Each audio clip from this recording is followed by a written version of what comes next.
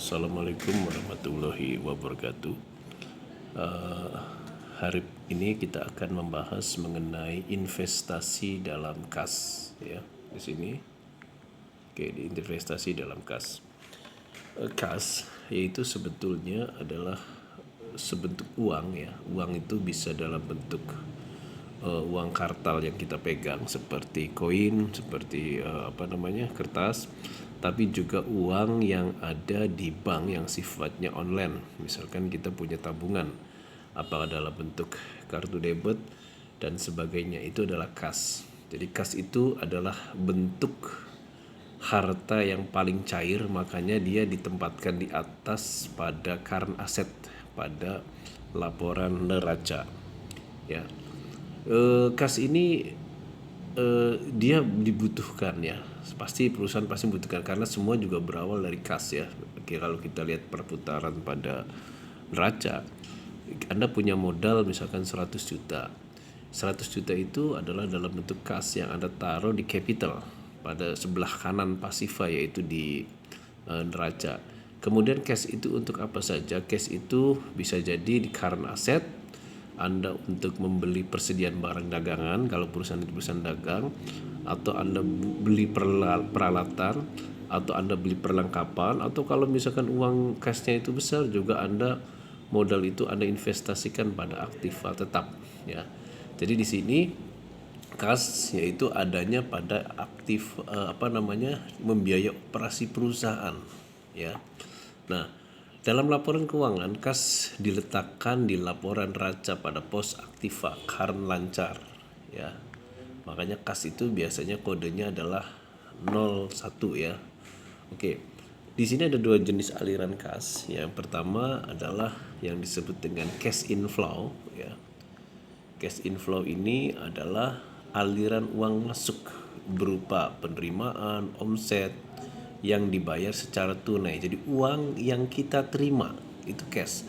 Tapi kalau orangnya beli sama kita hutang atau kita miliki piutang, maka itu bukan dimaksud dengan uang kas, ya. Nah, jadi di sini adalah berupa penerimaan omset. Nah, penerimaan piutang di sini apabila maksudnya hutangnya sudah dibayar, ya. Kalau cash outflow adalah uang yang keluar, ya, uang yang kita keluarkan seperti pembiayaan operasional perusahaan dan berbagai macam pembelian kalau Anda adalah perusahaan dagang. Kalau perusahaan jasa, ya berarti Anda beli peralatan, perlengkapan dan sebagainya. Oke, kita akan membahas mengenai sifat cash flow. Cash flow itu ada memiliki beberapa sifat di sini.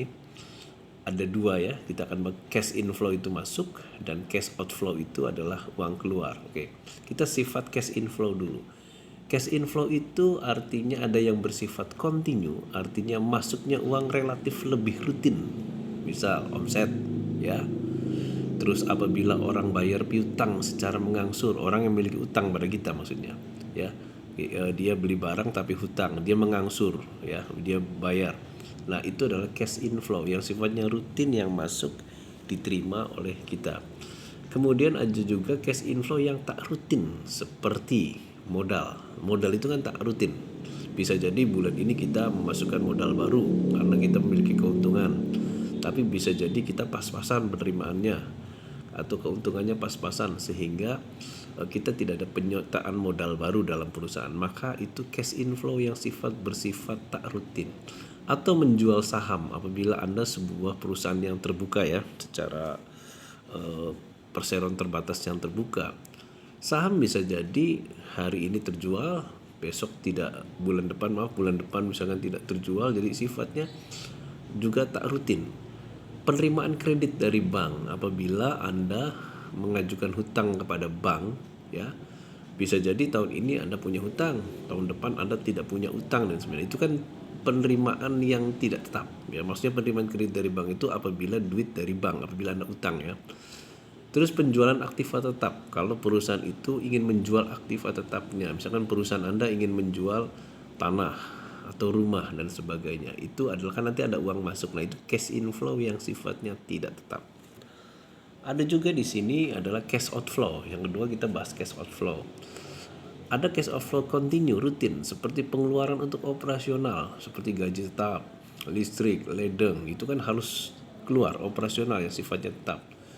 Berbagai macam pembelian, kalau perusahaan Anda itu adalah perusahaan perdagangan, Anda kan harus beli barang. Kalau tidak beli barang, Anda tidak bisa menjual kan. Nah, itu kan harus dikeluarkan. Pembelian bahan baku, kalau seandainya Anda perusahaan produksi, nah, itu kan termasuk sifatnya eh, sifatnya rutin ya. Terus kemudian ada cash outflow yang bersifat tidak rutin seperti pembayaran dividen. Ya, dividen tidak rutin kan. Semakin besar pendapatan profit maka dividennya besar ya. Semakin sedikit profit maka dividennya juga sedikit. Itu kan tidak rutin. Pajak, benar, pajak penghasilan tidak rutin. Pajak penghasilan dikeluarkan tergantung daripada profit kita. Semakin tinggi profit maka pajaknya adalah tinggi ya. Kalau misalkan rendah ya berarti pajaknya rendah. Maksudnya bukan presentasinya. Kalau presentasi tetap misalkan 11%. Tapi kan profitnya misalkan Anda tahun ini 100 juta. 100 juta Anda harus mengeluarkan pajak 11% berapa? Beda dengan Anda misalkan profitnya 50 juta dikali 11%. Hasilnya kan beda ya. Pembelian aktiva tetap apabila perusahaan punya rencana, punya keputusan untuk membeli aktiva tetap, misalkan membeli sebidang tanah untuk perluasan, untuk membeli rumah untuk perluasan dan sebagainya. Kemudian adalah pengeluaran yang tak rutin lainnya ya. Nah, itu adalah yang bersifat cash outflow yang bersifat tidak rutin. Oke, kita akan bahas yaitu pertimbangan ketersediaan kas. Semakin tinggi kas yang dimiliki perusahaan, maka semakin resiko dalam memenuhi kewajiban finansial. Tapi bukan berarti perusahaan harus terus memiliki kas besar. Kas terlalu besar menunjukkan penggunaan uang kas yang tidak produktif sehingga terjadi ketidakefektifan penggunaan modal dalam peroleh keuntungan. Artinya begini, kas besar, boleh Anda memiliki kas yang terlalu besar apabila pasar Anda, pemasaran Anda atau permintaan terhadap produk Anda ini semakin menurun. Maka Anda harus memiliki cadangan kas besar. Tapi kalau misalkan perusahaan Anda itu butuh inventory karena Anda permintaannya besar, pasar Anda besar, omsetnya besar, Anda harus menambah inventory, maka tidak apa-apa kas kecil juga karena Anda mengorbankan untuk inventory. Jadi intinya dalam manajemen kas ya, bagaimana menggunakan uang seproduktif mungkin. Jangan sampai kita kelebihan kas tapi kita tidak produktif ya. Atau kita menggunakan kas terlalu besar untuk usaha padahal usahanya tidak maju-maju. Artinya usahanya penjualannya sangat sedikit sekali ya. Nah, itu adalah dalam perlunya manajemen kas. Jadi apa sih yang faktor-faktor yang mempengaruhi besar kecilnya persediaan kas minimal dalam suatu perusahaan? Yang pertama, perimbangan aliran kas masuk dan keluar. Perusahaan tidak perlu memiliki persediaan kas yang besar jika kondisi perimbangan baik antara cash inflow dan cash outflow, artinya segala pengeluaran biaya akan diimbangi dengan penerimaan perusahaan. Artinya begini, kalau seandainya cash inflow itu lancar, usaha itu lancar, maka dengan sendirinya Anda bisa menutupi biaya-biaya operasional, maka itu tidak perlu kas yang besar. Tapi kalau misalkan biaya tetap Anda harus keluarkan, tapi omsetnya tidak begitu tidak begitu liquid, artinya omsetnya tidak begitu lancar, maka Anda harus punya cadangan kas yang besar. Yang kedua, ketidakpastian estimasi finansial atau persediaan besi kas. Artinya kas yang tetap di perusahaan mengalami ketidakpastian. Contoh, misalkan dalam ekonomi sedang terjadi krisis, ketidakpastian bagaimana tingkat permintaan dan sebagainya, maka Anda harus memiliki cadangan kas tetap. Sebab kalau ketika Anda berbisnis, ada uang tetap yang harus Anda keluarkan. Yang ketiga adalah kualitas relasi dengan bank. Jadi makanya di sini Anda harus menjaga 5C Anda, ya, credibility, collateral, kemudian capacity, condition, ya. Itu Anda harus mendapat kepercayaan dari bank sehingga ketika Anda kasnya itu berkurang, maka Anda boleh pinjam ke pihak bank. Asal tadi gali lubang tutup lubang. Artinya kas yang Anda pinjam dari bank itu juga harus ada pertimbangan untuk pengembalian. Sebab kalau Anda tidak memiliki pertimbangan itu, maka Anda kalau menunggak pembayaran hutang pada banknya, maka Anda kredibilitas Anda di mata bank. Maka kita akan rendah nanti kualitas relasi dengan pihak bank. Maka kita harus menjaga kepercayaan bank agar kalau ada apa-apa kita memiliki kas yang pinjam dari bank. Oke, kalau kita lihat sebenarnya kalau kita lihat ininya sederhana ya. Kalau lihat bagaimana sih kita membuat anggaran kas. Misal begini, bulan Januari itu misalkan ini tahun 2020 misalkan ya, Desember 2020, kita misalnya 2021, ini contoh ya.